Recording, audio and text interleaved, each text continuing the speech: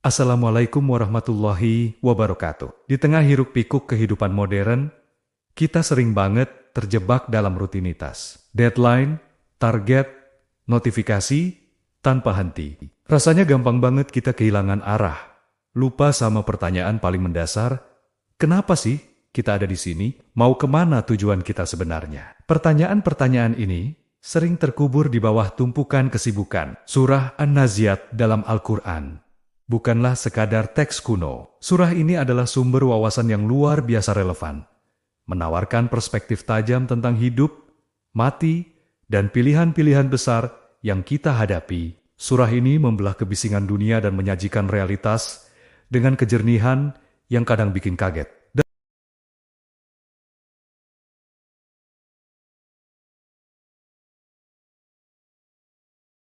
Kita mulai bedah bagian 1, ayat 1 sampai 5. Tentang sumpah malaikat. Allah memulai surah dengan 5 sumpah. Ar-Razi menyebutkan ada 3 penafsiran utama mengenai objek sumpah ini. Malaikat, bintang-bintang, atau kuda, atau pejuang perang. Namun, pendapat yang paling kuat dan dipilih oleh Ar-Razi adalah malaikat. Ayat 1, Wan-Naziati Garka, demi malaikat yang mencabut nyawa dengan keras. Makna garka, kata ini bermakna tenggelam atau mencapai batas maksimal. Dalam konteks memanah, ihraq berarti menarik tali busur hingga batas terjauh, agar anak panah melesat kencang. Di sini, ia menggambarkan malaikat maut yang mencabut nyawa orang-orang kafir dengan sangat keras dan menyakitkan, seolah mencabut jiwa yang tenggelam jauh di dalam tubuh. Ayat 2. Wanasitatinasta, demi malaikat yang mencabut nyawa dengan lemah lembut. Makna nash, melepaskan ikatan dengan lembut. Ini menggambarkan cara malaikat mengambil nyawa orang-orang mukmin dengan halus, penuh kasih sayang, dan mudah, seperti melepas ikatan yang ringan. Ayat 3. Wasabihati sabah, demi malaikat yang turun dari langit dengan cepat. Makna sab secara harfiah berarti berenang. Ini adalah metafora bagi malaikat yang bergerak cepat meluncur dari langit untuk melaksanakan perintah Allah, atau malaikat yang membawa ruh orang mukmin berenang menuju surga. Ayat 4. Fasabikati sabka, demi malaikat yang mendahului dengan kencang. Malaikat yang berlomba mendahului setan untuk menyampaikan wahyu kepada Rasul, atau berlomba membawa ruh orang mukmin ke surga. Ayat 5. Falmudabirati amra, demi malaikat yang mengatur urusan. Ini adalah sifat khusus malaikat yang ditugaskan Allah Subhanahu wa Ta'ala mengatur urusan dunia, seperti Jibril, urusan wahyu atau perang, Mikail urusan hujan atau tanaman, Israfil urusan sangkakala atau kehidupan, dan malaikat maut urusan kematian. Mereka mengatur angin, awan, dan rezeki sesuai perintah Allah Subhanahu wa Ta'ala. Kita bahas bagian 2, ayat 6 sampai 14. Tentang guncangan kiamat. Ayat 6, Yauma tarjufur rajifa, pada hari ketika tiupan pertama menggoncangkan alam. Makna ar-rajifah, guncangan dahsyat atau tiupan sangkakala pertama yang mematikan seluruh makhluk. Bumi dan gunung berguncang hebat. Ayat 7. Tatbauhar radifah, tiupan pertama itu diiringi oleh tiupan kedua. Makna ar-radifah, tiupan kedua yang datang setelahnya, mengiringi untuk membangkitkan makhluk kembali hidup. Ayat 8. Kulubi yaumaizi wajifa, hati manusia pada waktu itu sangat takut. Makna wajifah, hati berdegup kencang karena ketakutan yang amat sangat. Ayat 9. Absa ruha khasyah, pandangannya tunduk. Makna khasyah, pandangan mata mereka tertunduk hina karena rasa takut dan malu melihat kedahsyatan hari itu. Lanjut kita bedah ayat 10-12 tentang ejekan orang kafir. Ayat 10. Yakuluna aina lamar duduna fil hafirah. Mereka berkata di dunia dengan nada mengejek, apakah kita sungguh akan dikembalikan kepada kehidupan yang semula? Ayat 11. Aiza kuna iza manahirah, apakah akan dibangkitkan apabila kami telah menjadi tulang belulang yang hancur? Ayat 12. Kalu tilka izan karatun khasirah. Mereka berkata, kalau begitu, Itu adalah pengembalian yang merugikan. Mereka menganggap jika kiamat itu benar ada, maka mereka pasti celaka. Namun, mereka mengucapkannya sebagai cemoohan. Ayat 13. Fa inna ma haya zajratu wahida. Sesungguhnya pengembalian itu hanyalah dengan satu kali tiupan saja. Makna zajrah, satu teriakan atau bentakan keras, tiupan Israfil yang membangkitkan semua yang mati. Ayat 14. Faiza hum bisahirah. Maka dengan serta-merta mereka hidup kembali di permukaan bumi. Makna sahirah, permukaan bumi yang rata dan putih. Padang, mahsyar. Setelah sebelumnya mereka di perut bumi, kubur, tiba-tiba mereka berada di atas permukaannya untuk diadili. Kita lanjut bedah bagian 3, ayat 15-26, tentang kisah Musa dan Firaun. Kisah ini dihadirkan sebagai hiburan bagi Nabi Muhammad SAW dan peringatan bagi Quraisy. Ayat 15. Hal ataka, hadisu Musa. Sudahkah sampai kepadamu kisah Musa? Ayat 16. Iznadahu rabuhu bil wadil mukat dasitua. Tatkala Tuhannya memanggilnya di lembah suci, ialah lembah Suwa. Ayat 17. Izhab ila fir'auna innahu taga. Allah subhanahu wa ta'ala memerintahkan Musa pergi kepada Fir'aun yang telah melampaui batas. Ayat 18. Fakul hallaka ila antazaka. Adakah keinginan bagimu untuk membersihkan diri tazakah? Musa tidak memaksa, tapi menawarkan apakah engkau mau suci dari kekafiran. Ayat 19. Wa ahdiyaka ila rabbika fatasya. Dan kamu akan kupimpin ke jalan Tuhanmu, agar supaya kamu takut kepadanya. Mengenal Allah, marifatullah adalah jalan menuju rasa takut kepadanya. Kita bedah ayat 20-24 tentang penolakan Firaun. Ayat 20. Firahul ayat al-kubra. Musa memperlihatkan mukjizat besar, yaitu tongkat menjadi ular dan tangan yang bercahaya. Ayat 21. Fakazaba wa asa. Namun Firaun mendustakan dan mendurhakai. Ayat 22. Suma adbara yasa. Ia berpaling dan berusaha mengumpulkan pasukannya untuk melawan Musa. Ayat 23. Afa hasyara fanada. Puncaknya, Firaun mengumpulkan rakyatnya dan memproklamirkan kesombongan terbesarnya. Ayat 24. Fakala ana rabbukumul ala. Akulah Tuhanmu yang paling tinggi. Kita bedah ayat 25-26 tentang hukuman Allah subhanahu wa ta'ala. Ayat 25. Fahaka zahulahuna kalal akhirati wal ula. Maka Allah subhanahu wa ta'ala mengazabnya dengan azab di akhirat dan azab di dunia. Di dunia ditenggelamkan, di akhirat dibakar api neraka. Ayat 26. Inna fi zalika laibrata lima yaksa. Kisah ini adalah pelajaran, ibrah bagi orang yang takut kepada Allah subhanahu wa ta'ala. Kita lanjutkan bedah bagian 4, ayat 27-33, tentang argumentasi penciptaan. Allah subhanahu wa ta'ala berhujjah kepada pengingkar kiamat dengan membandingkan penciptaan manusia dan alam semesta. Ayat 27. Antum asadu halkan amis sama'u banaha. Apakah kamu yang lebih sulit penciptaannya, ataukah langit? Allah telah membinanya. Secara logika, menciptakan langit yang begitu besar dan kompleks jauh lebih sulit daripada membangkitkan manusia kembali. Jika Allah subhanahu wa ta'ala mampu membuat langit, tentu mudah baginya menghidupkan manusia. Ayat 28. Rafa'a samkaha fasawwaha. Meninggikan bangunannya. Langit jauh di atas bumi tanpa tiang. Makna sawaha. Menyempurnakannya tanpa retak atau cacat. Ayat 29. Wa ahtasa lailaha wa akhraja duhaha. Menjadikan malamnya gelap gulita. Makna ahraja duhaha. Menjadikan siangnya terang benderang. Lanjut kita bedah ayat 30-33 tentang penataan bumi. Ayat 30. Wal arda ba'da zalika dahaha. Dan bumi sesudah itu dihamparkannya. Ar-Razi menjelaskan urutan penciptaan.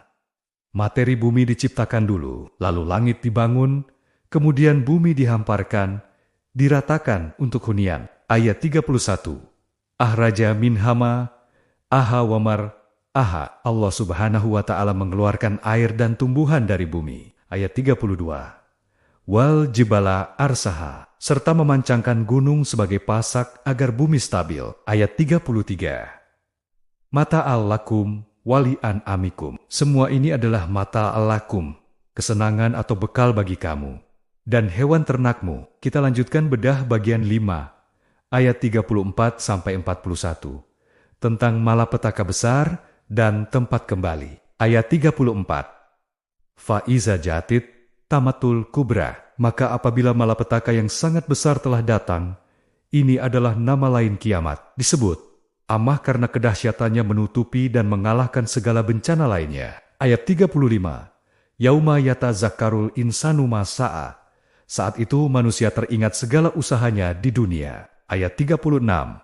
Waburisatil jahimu limayara. Dan neraka jahim diperlihatkan dengan jelas bagi siapa saja yang melihat. Kita bedah ayat 37-41 tentang dua golongan manusia. Golongan pertama ahli neraka. Fa'ama mantaha wa asaral hayatad dunya. Orang yang melampaui batas dan lebih mengutamakan kehidupan dunia. Final jahi mahyal mawa. Tempat tinggalnya adalah neraka jahim. Golongan kedua ahli surga.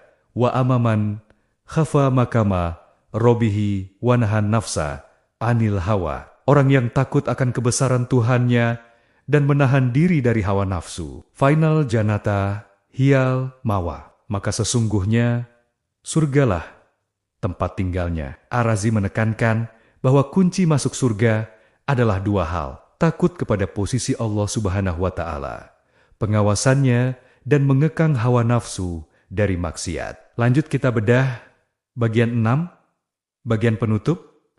Ayat 42-46 tentang waktu kiamat. Yasalunaka anis sati ayana mursaha. Orang kafir bertanya, bilakah terjadinya? Fima anta min zikraha. Allah Subhanahu wa Ta'ala menegur, untuk apakah kamu hendak menyebutkannya? Waktunya, Nabi Muhammad SAW hanyalah pemberi peringatan, munzir, bukan penentu waktu. Pengetahuan tentang waktu kiamat adalah hak prerogatif Allah. Ila rabbika muntahaha. Ayat 45. Innama anta munziru mayahsaha. Sesungguhnya kamu hanyalah pemberi peringatan bagi siapa yang takut kepadanya. Hari kiamat. Ar-Razi menguraikan makna ayat tersebut melalui 2 poin pembahasan utama. Pertama, tugas Nabi hanyalah memberi peringatan. Penggunaan kata pembatas innama, hanyalah atau sesungguhnya hanya, menegaskan bahwa tujuan diutusnya Nabi Muhammad SAW adalah untuk memberikan peringatan. Ar-Razi menjelaskan bahwa fungsi Nabi sebagai pemberi peringatan tidak bergantung pada pengetahuan beliau mengenai kapan terjadinya kiamat. Seseorang bisa memberi peringatan tentang bahaya yang akan datang tanpa harus mengetahui detik pasti kedatangannya. Justru, peringatan itu lebih efektif dan bermanfaat jika waktu terjadinya kiamat tidak diketahui. Ketidakpastian waktu membuat manusia harus selalu waspada setiap saat. Berbeda halnya jika waktunya sudah diketahui secara pasti. Kedua, mengapa hanya disebut orang yang takut? Meskipun Nabi Muhammad SAW diutus sebagai pemberi peringatan bagi seluruh umat manusia, ayat ini secara khusus hanya menyebutkan orang yang takut kepadanya. Pengkhususan ini dilakukan karena hanya orang yang takutlah yang dapat mengambil manfaat dari peringatan tersebut. Bagi orang yang tidak takut atau tidak peduli, peringatan itu menjadi percuma, seolah Nabi SAW tidak memberi peringatan kepada mereka karena tidak adanya dampak pada diri mereka. Surah ini ditutup dengan ayat 46.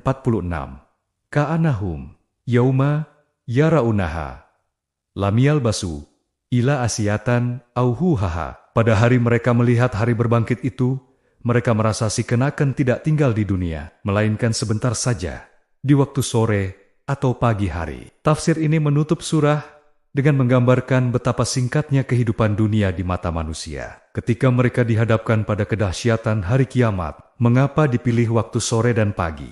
Ar-Razi memaparkan alasan mengapa 2 waktu spesifik ini yang dipilih untuk menggambarkan singkatnya waktu.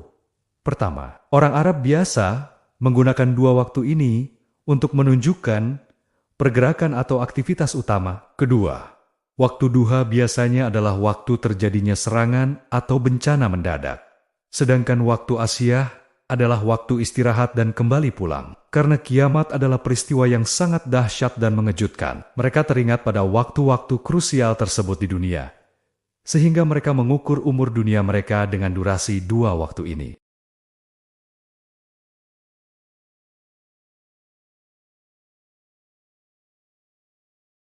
Dalam video ini kita akan bedah 5 wawasan paling berdampak dari surah An-Nazi'at yang dirancang untuk memprovokasi pikiran kita, memberikan kejernihan, dan mungkin mengubah cara pandang kita tentang eksistensi ini selamanya. Wawasan pertama, kematian bukanlah akhir yang sama rata, tapi proses yang berbeda untuk setiap jiwa. Surah An-Nazi'at dibuka dengan sumpah Allah yang megah. Dia bersumpah demi 5 kelompok malaikat yang mengelola alam semesta. Ada malaikat yang mencabut nyawa, yang bergerak cepat, yang meluncur kencang, yang berlomba melaksanakan perintah, dan yang mengatur urusan dunia. Sumpah kosmik ini menegaskan bahwa kematian bukanlah peristiwa acak, melainkan proses yang diatur dengan sangat cermat dalam sebuah sistem ilahi yang agung. Dari sumpah ini, surah ini langsung menyoroti 2 proses kematian yang sangat kontras. Ini menunjukkan bahwa pengalaman akhir setiap jiwa itu tidak sama. Yang pertama, proses yang keras. Ini adalah cara nyawa orang-orang kafir dan durhaka dicabut. Prosesnya digambarkan penuh kekerasan dan kesulitan. Jiwa seolah ditarik paksa dari kedalaman tubuh, sebuah gambaran yang mengerikan tentang akhir yang sulit. Sebaliknya, ada proses yang lembut. Ini cara nyawa orang-orang beriman dicabut. Prosesnya digambarkan begitu mudah dan lemah lembut. Jiwa meluncur keluar dengan tenang, seperti melepaskan ikatan yang longgar. Perbedaan ini memaksa kita bertanya, jika setiap hari adalah persiapan untuk momen terakhir itu, apakah cara kita hidup sekarang sedang menenun sebuah akhir yang lembut, atau justru merajut sebuah perpisahan yang kasar? Setiap pilihan kecil kita, setiap tindakan, setiap keyakinan, sedang menentukan bagaimana kita akan menghadapi momen yang paling pasti itu. Wawasan kedua, Firaun bukan sekadar tiran kuno, tapi cermin abadi kesombongan manusia. Di tengah argumen tentang hari kebangkitan, surah ini tiba-tiba menyajikan kisah Musa dan Firaun. Tujuannya jelas, untuk memberikan peringatan keras tentang penyakit spiritual paling merusak, yaitu kesombongan yang melampaui batas. Kisah ini bukan sekadar dongeng masa lalu, tapi cermin yang sampai hari ini masih memantulkan bayangan kita. Puncak kesombongan Firaun terangkum dalam satu kalimat yang menggema sepanjang sejarah. Akulah Tuhanmu yang paling tinggi. Klaim ini lebih dari sekadar arogansi politik. Ini adalah representasi ego manusia yang sampai pada titik menolak mengakui adanya otoritas yang lebih tinggi dari dirinya sendiri. Ini adalah cermin bagi kecenderungan modern kita untuk mengagungkan diri, menolak batasan, dan menjadikan keinginan pribadi sebagai hukum tertinggi. Sebagai konsekuensinya, Firaun menerima hukuman ganda. Hukuman di dunia, yaitu tenggelam di laut, dan hukuman di akhirat. Kisahnya menjadi pelajaran abadi bagi siapapun yang punya rasa takut kepada Tuhan dan menyadari betapa bahayanya kesombongan yang tak terkendali. Apakah ada Firaun kecil di dalam diri kita yang perlu kita waspadai? Wawasan ketiga, keraguan kita tentang kebangkitan dijawab dengan skala kosmik. Setelah menampilkan contoh sejarah, surah ini mengalihkan argumen ke panggung alam semesta untuk menjawab keraguan kaum kafir. Mereka ragu, bagaimana mungkin tulang belulang yang sudah lapuk bisa dihidupkan kembali? Allah Subhanahu wa Ta'ala menjawab keraguan ini bukan dengan argumen filosofis, tapi dengan sebuah pertanyaan retoris yang dirancang untuk merendahkan ego manusia. Apakah penciptaan kamu lebih sulit ataukah langit? Pertanyaan ini secara efektif mengubah skala perdebatan.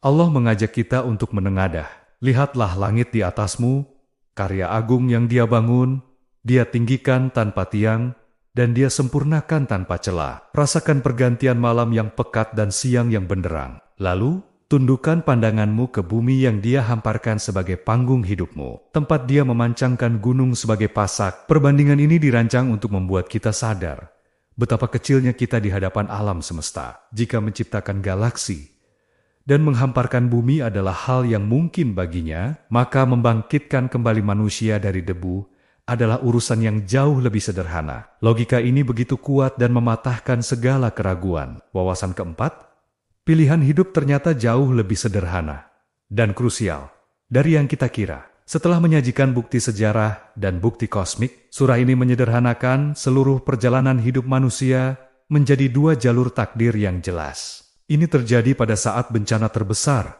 yang meliputi segalanya, ketika neraka Jahim akan diperlihatkan dengan sangat jelas. Di tengah kompleksitas hidup yang kita rasakan, pada akhirnya semua bermuara pada satu pilihan fundamental. Jalan pertama, mereka yang melampaui batas. Ini adalah kelompok yang melampaui batas dalam kekafiran dan maksiat. Ciri utama mereka adalah mengutamakan kehidupan dunia di atas akhirat. Bagi mereka, tempat kembali yang telah disiapkan adalah neraka Jahim. Jalan kedua, mereka yang takut dan menahan diri. Ini adalah kelompok yang hidup dengan kesadaran akan kebesaran Tuhannya. Ciri utama mereka adalah takut kepada kedudukan Tuhannya. Dan sebagai hasilnya, menahan diri dari hawa nafsu yang dilarang. Bagi mereka, tempat kembali yang telah dijanjikan adalah surga. Penyederhanaan ini sangat kuat. Ini mengajarkan bahwa pilihan terpenting dalam hidup bukanlah tentang karier, kekayaan, atau status sosial. Pilihan yang paling krusial adalah tentang apa yang kita prioritaskan. Kesenangan dunia yang fana, atau kesadaran abadi akan Tuhan yang menentukan segalanya. Wawasan kelima, dan ini yang paling mengubah perspektif. Seluruh hidup kita di dunia mungkin hanya terasa sepagi atau sepetang saja. Surah ini ditutup dengan sebuah wawasan yang luar biasa. Ketika orang-orang bertanya kapan hari kiamat akan tiba, Allah menegaskan bahwa pengetahuan itu hanya miliknya. Namun, yang lebih penting bukanlah kapan ia akan datang, melainkan bagaimana rasanya ketika ia telah datang. Ayat terakhir melukiskan sebuah gambaran yang mengejutkan tentang persepsi manusia terhadap waktu. Pada hari mereka menyaksikan kiamat, terasa seolah mereka hidup di dunia ini hanya sebentar saja, seperti sore atau pagi hari. Bayangkan, ini sejenak seluruh hidup kita, 60, 70, atau 80 tahun penuh dengan perjuangan, kegembiraan, kesedihan, dan ambisi akan terasa begitu singkat seperti waktu antara sore dan senja, atau pagi menjelang siang. Semua kekhawatiran yang membuat kita terjaga di malam hari, semua pencapaian yang kita banggakan, semuanya akan menyusut menjadi sekejap mata jika dibandingkan dengan keabadian yang terbentang di hadapan kita. Wawasan pamungkas ini memaksa kita untuk mengevaluasi kembali setiap prioritas kita. Kita jadi bertanya, apa yang sungguh penting jika seluruh panggung kehidupan ini akan berlalu begitu cepat? Sebagai kesimpulan, surah An-Naziat adalah sebuah panggilan untuk sadar. Ia menarik kita keluar dari detail-detail kecil kehidupan sehari-hari dan memaksa kita untuk melihat realitas dalam skala yang sebenarnya. Kematian adalah konsekuensi, kesombongan adalah kehancuran, kekuasaan Tuhan adalah mutlak, dan hidup ini sangatlah singkat. Surah ini tidak memberikan jawaban yang rumit, melainkan menyajikan sebuah pilihan biner yang sangat jelas, antara menuruti hawa nafsu untuk dunia yang sesaat, atau menahannya karena takut akan Tuhan untuk keabadian. Jika seluruh hidup ini sungguh hanya terasa sekejap, pilihan fundamental manakah yang akan kamu ambil mulai hari ini? Terima kasih sudah menyimak sampai akhir. Semoga video ini bermanfaat dan memberikan perspektif baru buat kita semua. Sampai jumpa di video berikutnya. Wassalamualaikum warahmatullahi wabarakatuh.